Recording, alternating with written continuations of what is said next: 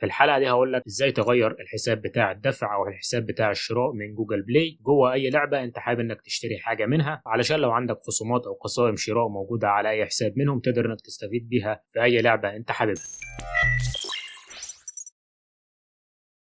اول حاجه من اي متصفح هنبحث عن جوجل بلاي، بعد كده هنفتح جوجل بلاي من خلال المتصفح الموجود عندنا، وهنضغط على العلامه اللي موجوده من فوق على الشمال وهنضغط على تسجيل الدخول باستخدام حساب جوجل. طبعا اللعبه اللي احنا حابين ان نعمل عليها الخطوه دي مش موجود عليها الحساب بتاع الشراء اللي موجود عليها، ما فيهوش اي خصومات، فاحنا حابين ان نضيف حساب موجود فيه خصومات. هنضغط على تسجيل الدخول باستخدام حساب جوجل، بعد كده نكتب البريد الالكتروني بتاعنا، وبعد كده نكتب كلمه المرور. بعد كده الحساب بعد ما يسجل معانا بكل سهوله ده نبحث عن اللعبه. على سبيل المثال احنا حابين نعمل كده على لعبه اي فوتبول، والكلام ده مش على اي فوتبول بس، ده على اي لعبه حابب انك تعمل عمليه شراء داخل اللعبه دي او اي تطبيق. دلوقتي هنضغط على تثبيت، هنختار الجهاز اللي احنا حابين ان نثبت عليه اللعبه، وبعد كده هنضغط على تثبيت، وهنا يطلب مننا كلمه السر، نكتب كلمه السر مره ثانيه، بعد كده هنضغط على التالي. بعد كده هنستنى شويه، في حاجه تظهر مهمه جدا معانا هنا وهي الشاشه اللي قدامنا دي، هنضغط على عمليات الشراء وتثبيت التطبيقات من خلال playGoogle.com اللي هي اول واحده معانا. كده تكون كل حاجه بقت تمام معانا. هنرجع دلوقتي على اللعبه، نفتح اللعبه ونبدا نشوف عمليه الشراء، هل ظهر فيها الحساب الجديد